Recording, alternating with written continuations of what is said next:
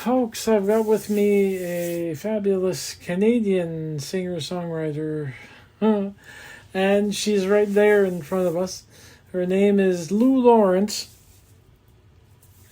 and I've brought her on the show to actually talk about herself and her latest album that dropped in October, if I remember correctly. It was an EP. Yeah. Okay. So Lou, tell me how early did you start your musical career?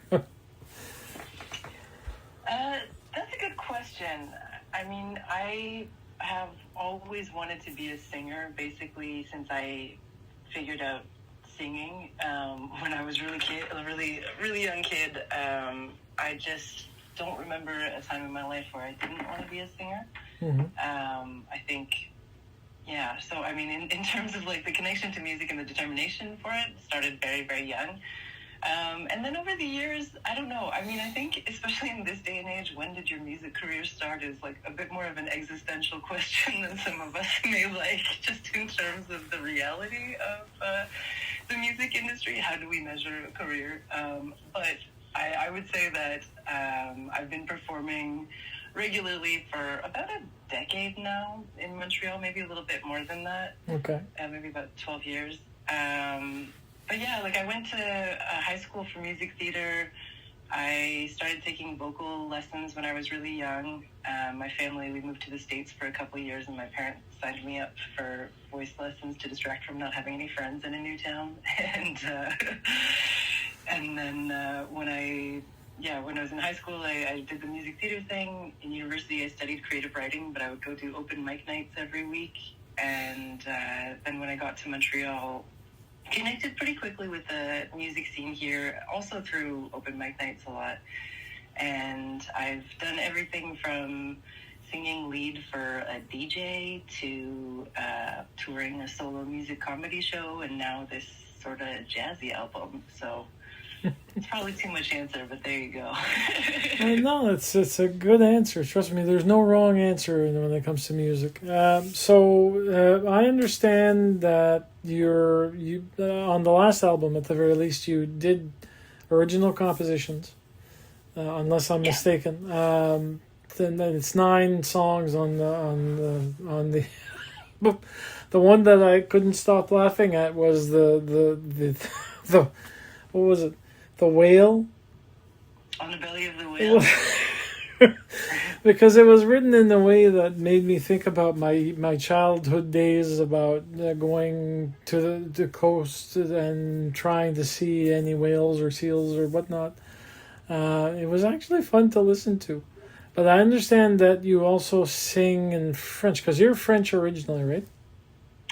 No, I'm actually Anglophone originally, but I live bilingually, as you out there on the East would understand well, I'm sure.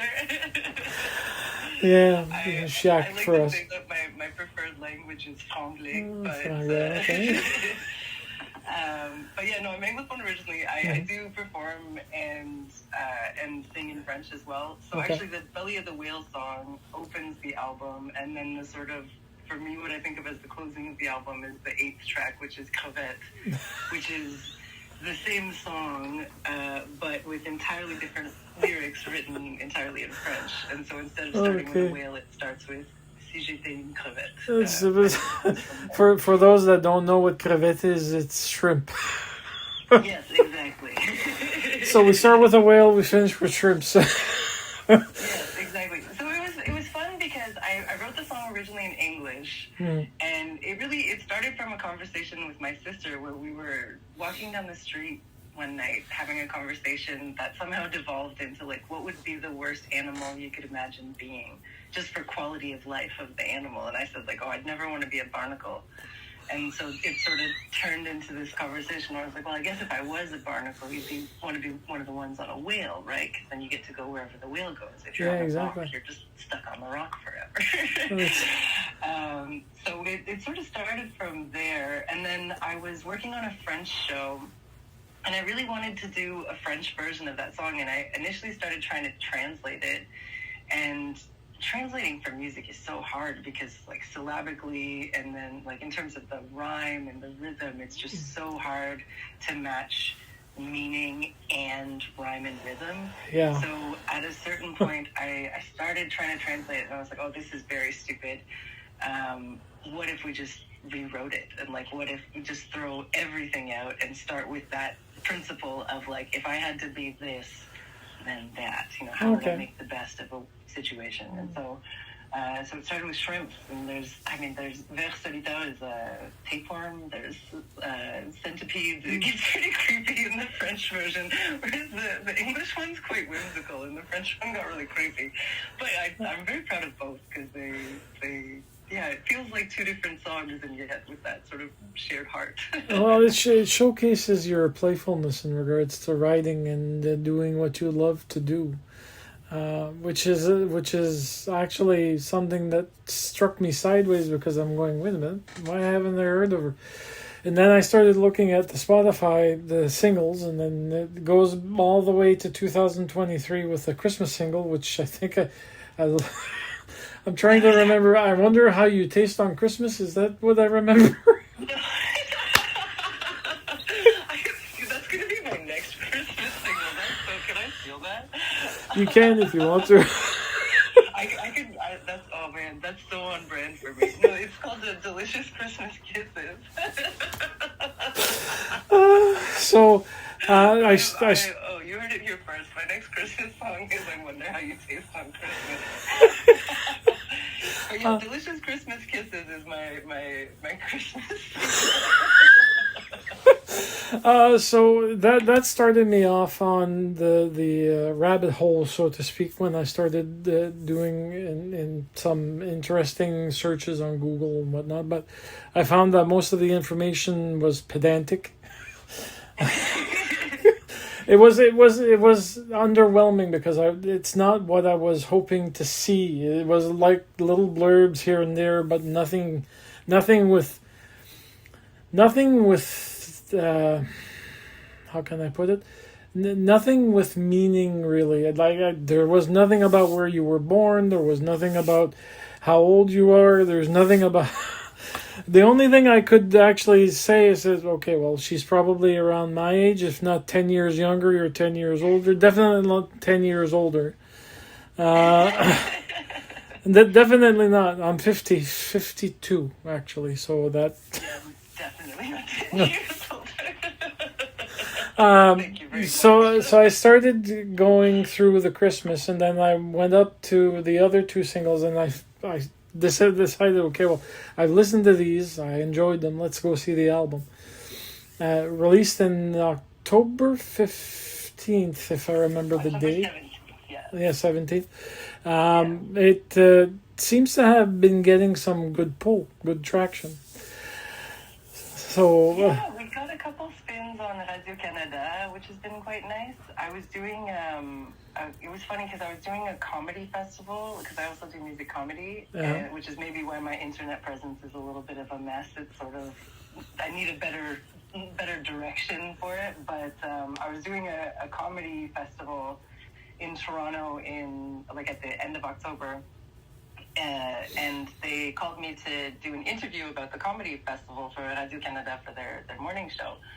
And it was a pre-tape, so it was the week before, and the album was coming out that Friday. And so we did this whole interview talking about the comedy festival. Mm-hmm. And at the end of the interview, the host said, "So is there anything else you wanted to mention?" I was like, "Well, actually." So glad you asked. In fact, here's 10 more minutes you didn't ask for about an album that's coming out on Friday. So I was actually very fortunate, because what the interviewer ended up doing was she cut the interview into two and actually ran both pieces. So she ran the interview about the album for the album release, and then the interview about the comedy show the following week. So it was great, but as a result, that got picked up by a couple of different Radio Canada channels, and so the album seemed to get a little bit of play here and there. This is the mysterious part, because it just came out in October, so I have, you have the friends and family, like, you get the text messages, like, "Oh, I just put it on, and your niece was dancing," and then, you get the, people that you run into that are like, oh yeah, I'll totally listen to it soon, and then you get the few radio shows that you find out about. But in terms of being able to find out like truly how much play it's gotten, I won't know for probably another 3-4 months, because that's how tracking works. So Cam won't tell me till next year. Yeah. So for now, I'm just going to go ahead and believe that I'm basically a star. Well, you do have some good PR people behind you in regards to making sure that you're known. So that's a plus. Yeah, you gotta choose where to put your money, and PR is not a silly place. No, that's the thing. I've been dealing with quite a few across Canada. Sarah French, for one, Eric from the West Coast. I'm trying to remember Brian for not entirely Quebec, but close. I think he works for Zebulon, if I remember correctly. But with that said, this is not about them, it's about you. So I'll bring myself back to what I wanted to ask. So the album that you released in October, we'll start with that. How long did it take you to actually write the lyrics for everything, write the musical parts, and then go in the studio and do the recording? So this album's a really particular case, because the answer to that is both like 10 years, but also a month, in the sense that a lot of these songs are songs I've been writing for a long time. So like Belly of a Whale, I probably wrote that about 7 years ago. And I've been playing it for a long time. Like that one was actually written on a ukulele, on a tenor ukulele. And I was performing that for quite a while on my own. And same with a number of the other songs. Like there are things that I had been writing over the course of a number of years. But I've been performing for a really long time, and I've been doing solo for a really long time, but I haven't ever recorded a studio album with a band before. And it's something that I've tried to do a few times in the past. I've discovered that trying to coordinate a group of musicians is in fact harder than getting cats in a bag. And so it sort of has come to be a little bit difficult a couple times. And then this past year, I came up with a plan, which was like, I'm just going to do this. Like, by hook or by crook, we're going to go into the studio the second week of March, and whoever's there is on the tape, And so I went through my songs, and I had some of the older ones and some newer ones, but because I've been performing quite a lot, I have a good sense of these songs in terms of a set list, and so I had an idea of what I thought would live nicely together on an album. Mm-hmm. And then in January and February of this past year, I was in rehearsals with the band, and we did I guess it was just February. My God, we did this really quickly. We met in February. Our first rehearsal was on Valentine's Day, which is why I remember it was February. And we actually started with Belly of a Whale. And I had a piano player, double bassist, drums, and woodwinds. And we just started jamming out the songs. And I told them, we gave them the key, we gave them the chords, and we talked about sort of how I wanted it to feel. But the idea for the album was we were going to record it live off the floor. So we booked 3 days in the studio, and we did 3 full days where we would just do live take after live take of each of the songs. And what was really cool about that was the rehearsals fed really nicely into that, because it was all about playing off of each other and listening. So there's a lot on the album that's improvised. There's a lot of like, I like to think cheeky little conversations between the instruments. Like on that first track, Belly of the Whale, I said to the woman who was playing woodwinds, Idis Vende, I said, I want the clarinet, when we sing the line about spiders, I want you to play creepy spider legs. And she was like, oh yeah, totally, I got that. And if you listen, when it's like, if I had to be a spider, then there's this little, it's creepy spider legs. And then when we did Clavette, I was like, okay, now I need you to play Milpat, I need you to play a centipede. And you have all those little things like that. And same with the piano. There's a beautiful part on Belly of the Whale with piano. One of the lines is, if I had to be a natural disaster, I would be an earthquake. And she plays this beautiful, like, cacophonous earthquake sound. And Anyway, and so throughout the album, there was that kind of play. So, in terms of writing the songs, I don't know. Sometimes I'll write a song in a day. Sometimes I'll rewrite a song over the course of 3 years. And these songs have been coming together for a number of years. The album itself came together in about a month and was recorded in 3 days in the studio. Nice. And after that, I did a little bit of overdubbing of some of the vocals because taking live from the floor takes, it's hard to get 5 people doing the thing perfectly every time, and sometimes I was the odd man out, so. So we did a couple of vocal overdubs, and then it was just me and the engineer, and we would just sit down, and the hardest part was doing the triage of takes and being like, well, take 1, you have this really nice, like, sort of sexy vibe to it. I don't know if this is the sexy song. On take 2, you have a really nice sort of funky thing, you know, and going through and choosing our favorites and pulling it together to something that I think sits really well together. Like one of the things I'm most proud of is I think the album is truly an album. It listens through really nicely from the beginning to the end, and it sort of takes your hand and carries you through, which I find really nice. Basically, a nice musical voyage. I know there's one.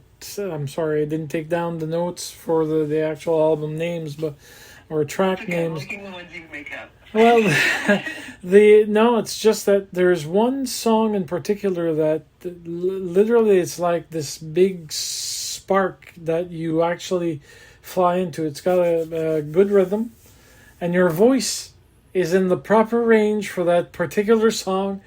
You go flying. I can't remember what the name of the song was. It's either the 3rd or the 4th song. Oh, is it Montreal on a dating app where it starts really slow and then... No, it starts fast. I think it's just before... Yeah, I think it's just before Montreal on the dating app. Might be Bested by Biology? Yes. Yeah, that's the one. But the whole album is actually fun to listen to because it's more than just... love, loss, romance. It's literally writing about other things and putting them in and making them fit beginning to end. I enjoyed it, and I'm pretty sure those that decided to actually invest in the album are probably enjoying it as well. Now, with that being released in October, now we're heading to December. Do you have plans on doing any other albums down the road that you know of? Absolutely. So this is the fun time of year where you play the game of find the funding. So I have a spreadsheet all prepared. But no, it's fun. Putting together an album is a ton of work. And, because after the recording, then it's the mixing, then it's the mastering, it's planning for a release, it's trying to find some PR people to hire, it's I wrote a lot of the promotional materials myself and doing the photo shoots and all of the sort of million little tasks, none of which have anything to do with music at a certain point. Well, they do. Unfortunately, as much as I don't want to say that, I've judged for different awards throughout my years. And one of the things that has some of them lose points when I do my own rating scores sheet, and basically is it original? Is it original lyrics? Is it original music? Is it covers? How many artists are appearing on the album? How many in the band? What's the background? But basically those make marks, and some make them lose big marks, and PR is one of them. If they don't have PR, I live on the Atlantic coast. I'm in Moncton, New Brunswick. If I don't hear about you, you don't exist. It's as simple as that. If you haven't made it in Moncton, have you really made it anywhere? Well, I mean, for me, my weekly task, it's different for musicians and songwriters, but my weekly task as this and my radio show that I do every Sunday night is that I take a look at what Spotify is offering in regards to discovering old tunes. They have a Discovered Weekly that I use and a radar release. which is basically anything brand new that's coming out or that needs to be promoted, they'll put it there. But then I start going down the rabbit hole sometimes for, well, because you like this, you may like such and so forth. And then I discover new people to possibly do interviews with, new music to actually play on my channel, which your album is going to be one of them. So, so now that you've planted your seeds in your garden of musicology and you're caring for them, you're watering them, de-weeding them, pruning them to make them into better looking flowers, vegetables, so on and so forth. I know that you put a lot of effort in trying to do that, and PR is unfortunately one of those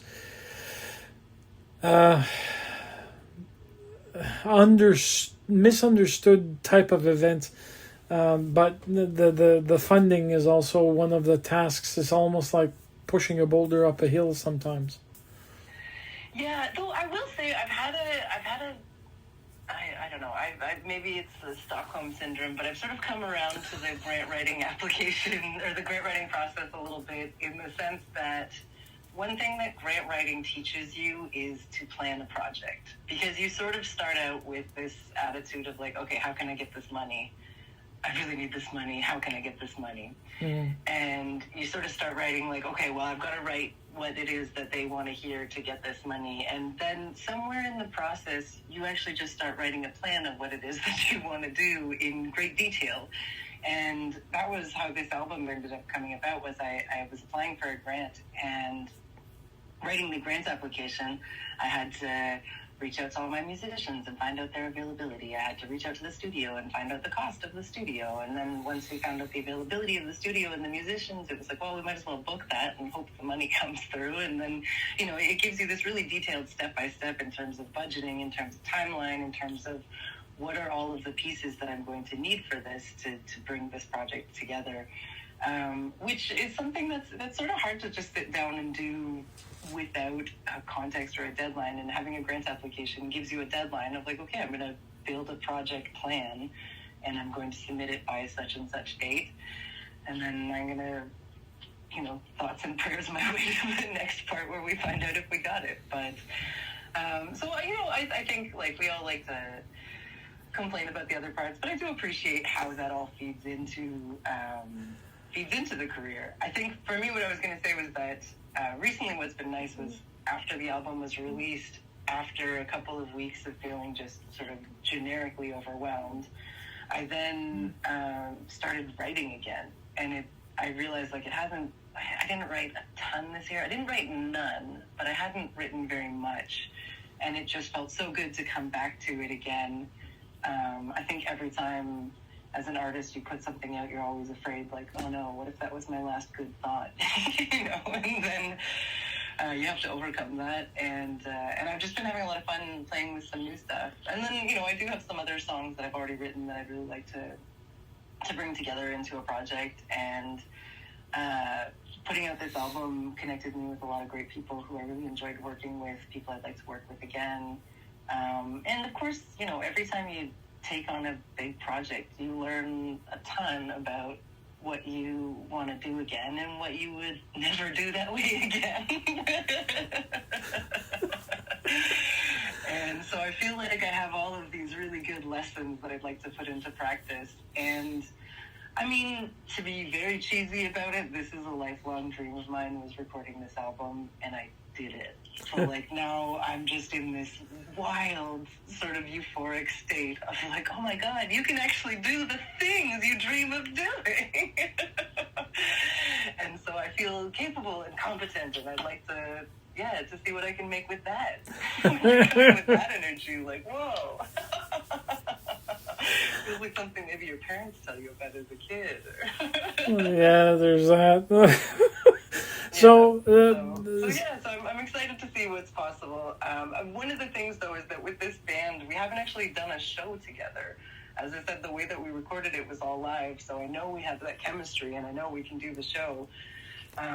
We just couldn't book a show when we didn't have a recording of us or anything. So now I'm trying to put together a show so we can get to do this on stage. Oh, that's going to be wild. Album. That's going to be wild. Herding cats to a stage. Yeah. It is. You know what? But again, what I've learned is you book the date, someone's gonna be there. Let's see. Plan B and C. Let's see. Yeah. Maybe it's a drums and voice duo. I don't know. I hope not, but we'll see what we can do. Tonight's Lou Laurence show's been dubbed or subbed for Beatnik Poet. I did my undergrad in creative writing with a focus in poetry, so I am ready for that one. Oh, there you go. So Lou, now that the album's done, now that you've gone through hurdles, and it took you 10 years and a month to actually get everything together, which is nice, because I've had people that were creating songs for 20, but they had yet to sit down and actually decide to do an actual album until one musical friend told them, dude, you need to start recording because this makes no sense. You've got all this material. No one's listening to it apart from live shows. So on and so forth. But you did it.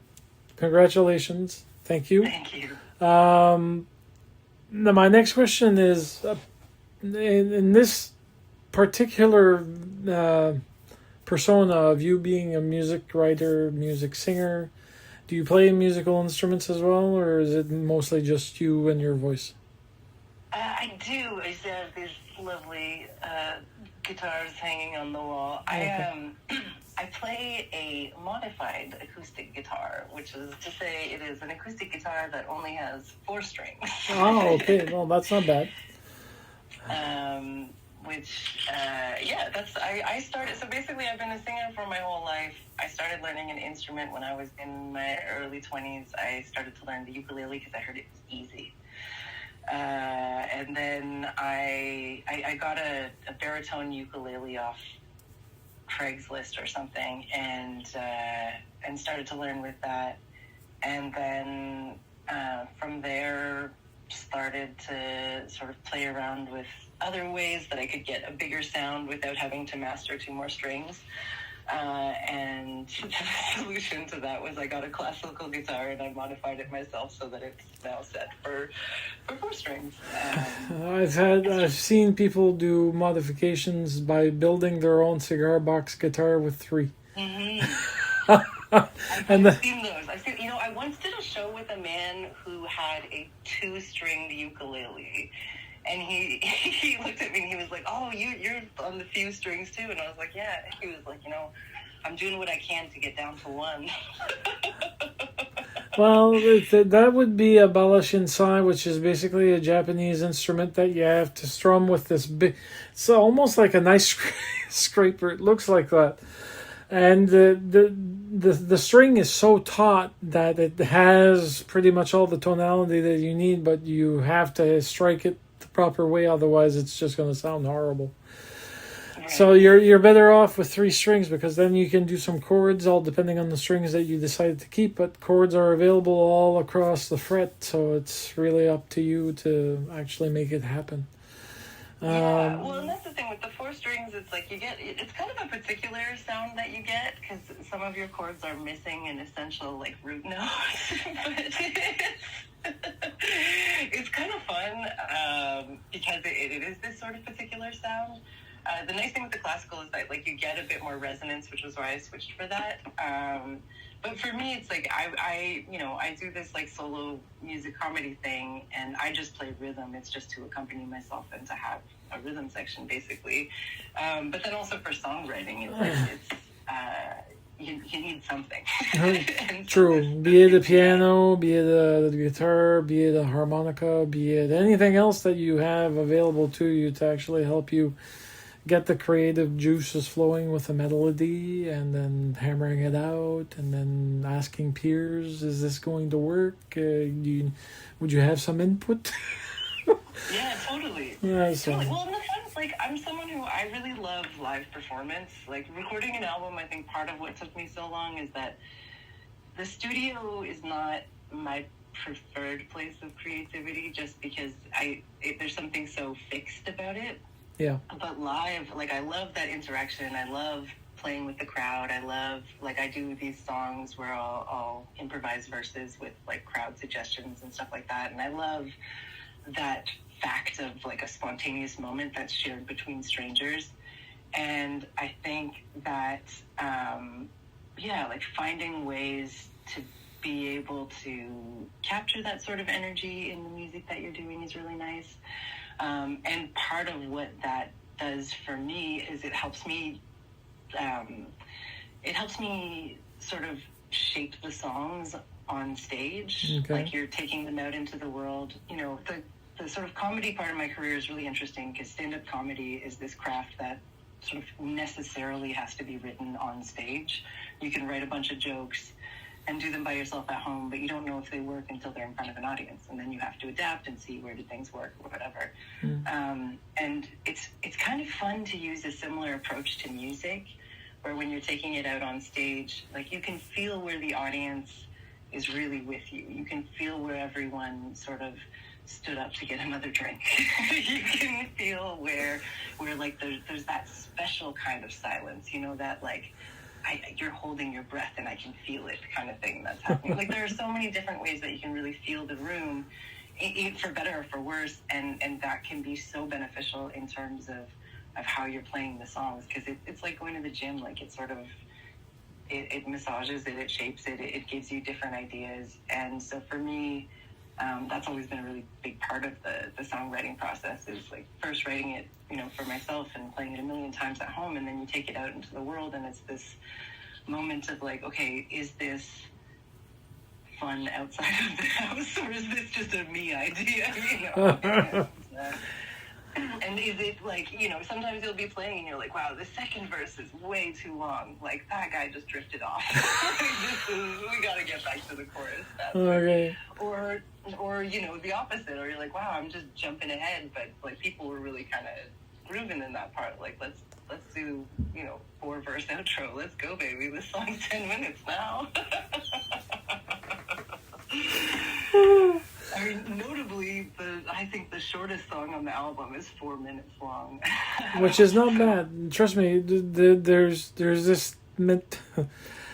I'm started my DJ career with blues and jazz. And jazz doesn't know the word 2 minutes. Except maybe... Red Hot, which is a song that literally, regardless of who you actually listen to doing the song, covering the song, it's no more, it's not even over 2 minutes long. Really, it's not. But I've listened to songs that, depending on the jazz artist, it could be 15 minutes long, and it's the same song. Or it could be 30 minutes long in some cases, but those are overly long. Blues, it tends to be anywhere between 2.5 minutes to maybe 3.5. But depending on who you're listening to, I've seen longer tunes, ballads that last 9 to 10 minutes in blues. And that's because they're doing a lot of... So a lot of solos being thrown in, long guitar solos, or that it's a live version and they want to give more to the audience and they're recording it out live off the floor. So it's interesting. I've spoken to a number of people this year, actually, where I, you know, will sort of make some offhand joke about my songs being quite long. And I've spoken to a number of people who said, like, you know, I kind of want long songs now, because there are so many, like, there's just so much that we consume that is all about brevity, and there's something nice about, you know, putting on an album, putting on a song, and you don't have to think about the next one 1 minute into it, you know. It's like you can just marinate, you can just but like, one thing with this album was I really wanted it to be an album that you could put on, ideally in a dream world, no skips, you know. And like, you put it on, and for, I don't know, it's like 47 minutes or something like that, you're just you've got your soundtrack, and it's, you know, it's like you go and you make dinner for a friend, or you open a bottle of wine, or you watch, Just you know, leave whatever it is playing that in the you're doing on a ether. particular day. So, apart from musical aspirations and desires and creation, you're a human being, Yeah. which means Yeah. that do you have hobbies that you like to do once in a while to actually change the mood or change the feeling? Yeah, that's a great question. So I'm a really big walker. I'm one of those people who walking is sort of my main mode of transportation. And if you come to visit me and I say, let's go for a walk, you need to first let me know what a long walk means to you, because we're going to have a different idea of it. But so I find that, like, going for a good long walk is a really good way of just getting my brain moving, and changing ideas, changing neighborhoods. Great way to listen to some good music. More interesting hobbies than walking. I love cooking. I love baking. I make very good savory pies, and I like how manual it is. I like that it gives you, again, just this sort of sustained activity that you're doing with your hands. And like, you know when it's completed because you have pulled a pie from the oven and you now get to eat it. You get that fabulous gratification of, like, look what these hands have made. And you have all of that time of making it to sort of gently peruse what's happening inside of your brain and make sure everything's all right up there. So I really love that. I recently have started also, I've been really on and off with sewing over the years. I'm not very good at it, but I enjoy it. And recently I've gotten back into just repairing things. Like, I learned how to fix a hole in a knit sweater the other day, and let me tell you, I've been riding high on that for a little while. It sounds so banal, but I think especially right now, you know, in this moment of AI, in this moment of, like, hyper attention to efficiency and to, like, overconsumption, and everything is bite-sized, everything is fast, and there's so much, you can have so much all at once. I think I'm really enjoying, like, slower things and smaller things and sustained things. And so, like, you know, fixing a hole in a sweater, or, like, I fixed this hole in pantyhose the other day. I was like, my God, like, I'll get another month or two out of these. This is incredible. But it's just that satisfaction again of, like, oh, I did this. I affected this little change in my little physical world, and, you know, I got to spend a little time doing it, and now I get to sort of revel in the joy of it. So those are kind of my main hobbies right now. I feel like after this conversation, I'll remember something else and be like, oh my God, how did I not talk about the boat building or whatever? But that's okay. There's a maritime artist in blues that I'm trying to remember his name. Jeff Arsenault is his name. His hobby is building houses, or building tiny houses. Oh, well, that feels competitive.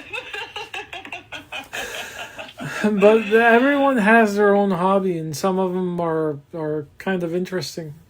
The last question I have is simply, what's your favorite food dish? By that, I mean, if you were given a buffet of different food styles, food choices, but a specific food was there that you'd always want to go for first, what would that be? Oh, I reject the premise of the question. I love food. I think food is fantastic. I think food is like music. It depends on the day of the week exactly what it is that you want to taste. But I guess, yeah.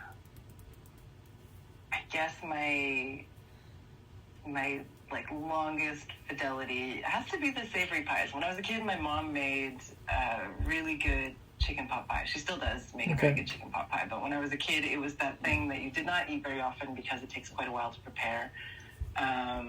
but a few times a year or whatever rhythm it was, my mom would make it for us, and it was just like you felt so special because you came home and the whole house smells like chicken pot pie, and you knew that she had put all this time into it, and you knew that she did it because she knew we loved it. Like it was for us. It was not a, oh, did you like that thing? Like it was this like made with love sort of thing. And so a homemade chicken pot pie to me is basically a love offering. Like it's yeah. But if it's a store-bought chicken pot pie, then F right off, I have no interest.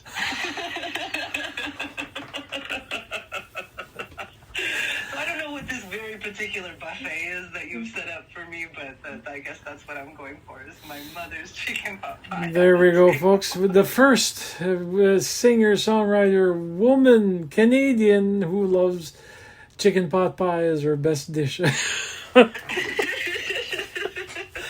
mean, I thought it would be inaccessible if I said oysters. So No, it's never inaccessible. It's always within your means, and since you do baking, that's even greater into your means because you can try to replicate those chicken pot pies. Mm-hmm. Well, and that was how I started baking pies. Was when I moved away from home. I really wanted that comfort food, so I called up my mom and I was like, "What do I do?" If they don't have it written down, if they never have it written down, it's like going to your grandmother and just, okay, just a pinch of this, pinch of that, a big dose of this, and it's like it doesn't taste the same. It doesn't look the same. I know, yeah. It was totally that. She was like, well, and then there's some cream, and you're like, well, how much cream? It's like, well, not too much. Yeah, But then every time I would go home, and I would watch more attentively so I could get a better understanding. And I mean, the thing I like about baking is a lot of people say that it's less fun because you have to be more specific. But I think the better way of looking at it is it's more just about ratios. Like it doesn't have to be that everything is exactly measured. You have to understand the relationship between your quantities. And so it's like you can get a feel for all of those things if you repeat it and if you're willing to have some, mediocre pies along the way. I mean, I couldn't do a pie crust even if you had me chained to the kitchen table and you were cracking a whip over my head. I just can't. When it comes to baking, I'm lucky if I can do a unique cookie from a Acadian book recipe that's available on Amazon. And I tried at least one. It was molasses cookies because my grandmother was big on molasses cakes, molasses bread, and molasses cookies. Except they were called molasses drop cookies. The drop was you have to start off with the basic amounts that they're saying, but then you have to have water on the side because if it gets too thick, it binds up in the electric mixer. But I use a hand mixer, so it kind of creeps up and wants to swallow your hand. Well, that's terrifying. So you have to kind of thin it out. But if it becomes a paste that you can roll and then put on your sheet, then you know that it's going to bake well and not just bake horribly and make you scream and shout and throw the pan out with all the cookies. You certainly bring a lot of drama to the kitchen. Oh yeah, no. But I can cook, which is a plus because I've learned to cook based on. I'll give you an example. Last night I came home. And I decided, okay, we're gonna have. It's basically a pork stew. You can do it with various meats, either pork, chicken, or beef. But beef is typically what they use. They usually do it with beef stew cubes, so a little bit fat to give taste to the recipe. But you cut it in spoon-sized bites so that you don't overchew. But you add. One rutabaga or turnip, depending on what you want to call it. About 3 or 4 carrots, depending on the size. It could be 5. Mine were medium to big, so I just took 3. And I added about 7 to 10 russet potatoes that I peeled, washed, cut into cubes, and put everything in. First, you do your meat so that you can deglaze the bottom of the pan. But you have to do, depending on the amount of meat, you have to make sure that you do it in small batches. And then you take the batch out that's been browned, not fully cooked. And then you go on to the next one, and eventually you dump everything in. Worcestershire sauce, garlic powder, onion powder. Onions, if you got any. I didn't have any, so I didn't put in. And then you cook that for about 2 hours.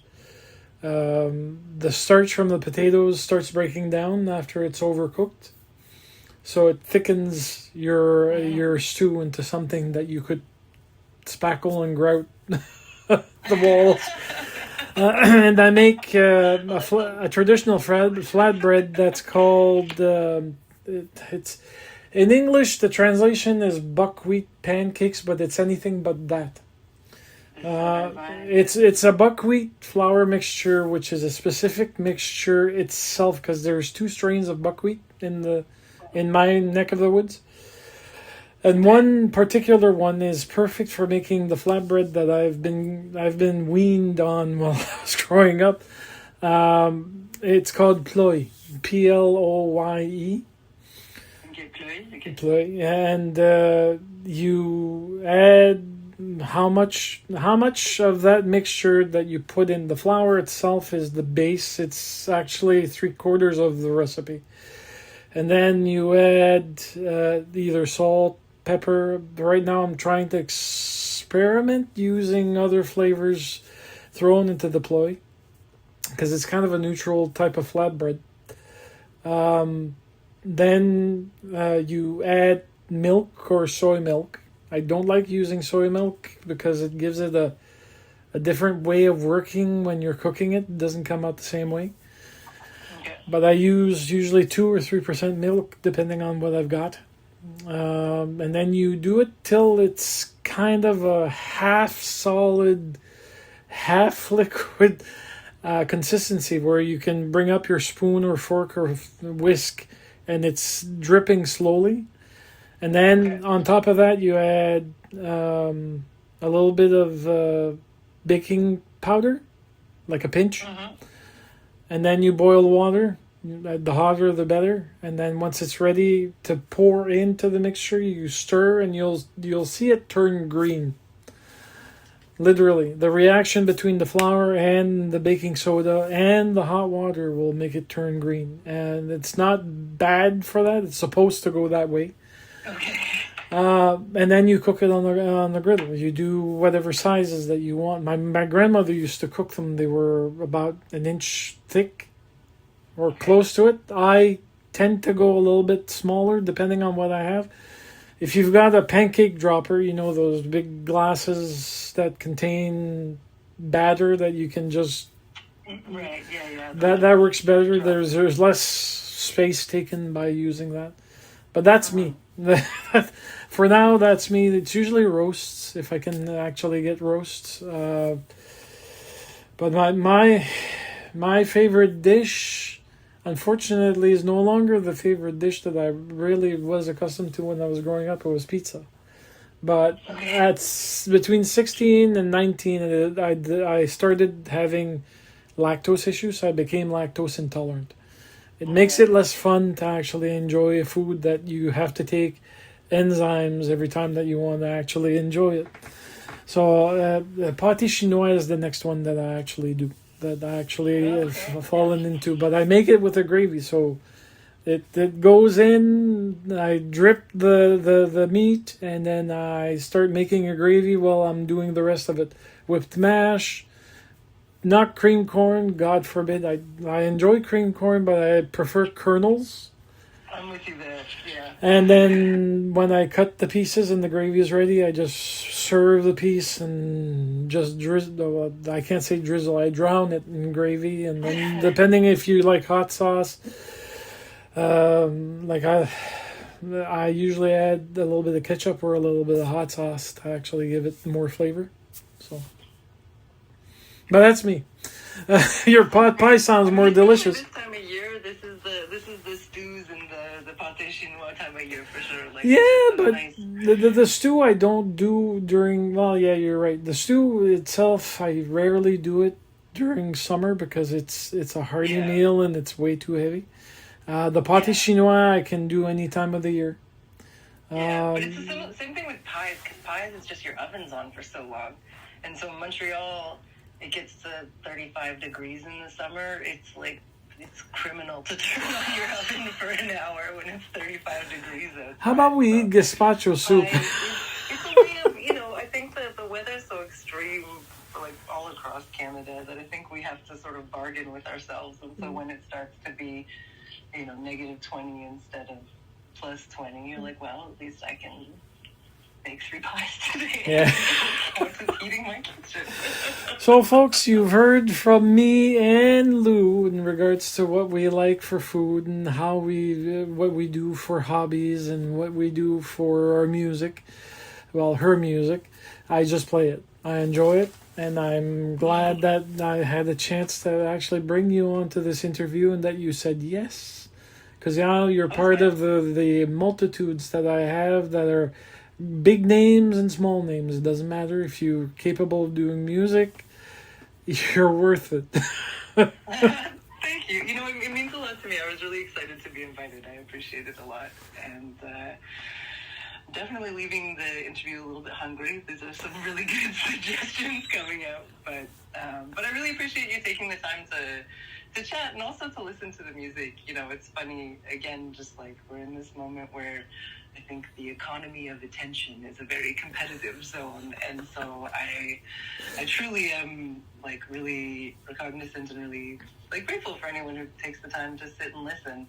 And even better if they enjoy it. And if they don't enjoy it, I do just want to put it out there that there's no need to communicate that to me. I'm actually okay. So if anyone wants to purchase your album, other than having it on Spotify, is there any solid merch that they can buy? So right now you can download it from Bandcamp. So you can buy the digital download from Bandcamp, and then you can stream it wherever you want. In terms of solid merch, that is underway right now. It's going to be coming out in the new year. I'm going to do vinyls. This is my other lifelong dream, is to have a record that I can put on. I'm sitting right beside my record player right now, but my dream is to be able to put my record on my record player. So right now I'm just finalizing the push-ups, the cover. The cover art? Okay. But we have the images and everything. We just need to format it so that it's correct for the record. But yes, there will be a record coming out in the new year. I'm hoping it will drop for February 14th because the album is called Montreal Romantic. I thought it would be fun to have it as a Valentine's release, but fingers crossed that the gods of printing allow that to be possible. So the CD the CD title is Montreal Romantic, is it? Yes. Okay. It's Montreal Romantic. So Thank you. Because Montreal Romantic. So that's it, folks. Catch Lou on YouTube because she does have her musical acts available for you to see her comedy side, but also the music on Spotify and the Bandcamp site that she uses, which is quite common, which is quite accessible to pretty much everyone. Yes, Bandcamp is if you want to pay. Otherwise, it's streaming everywhere you can stream music now. So yeah. I won't judge. I'll just appreciate the listens. But if you want to throw me some cash, then I might turn it into a pie. So there we go. Well, Lou, thank you so much. I hope that you have a wonderful evening. Thank you so much. It was lovely to talk to you, Yannick, and I hope you have a wonderful evening too. Okay. Have a nice one. Take care. Ciao.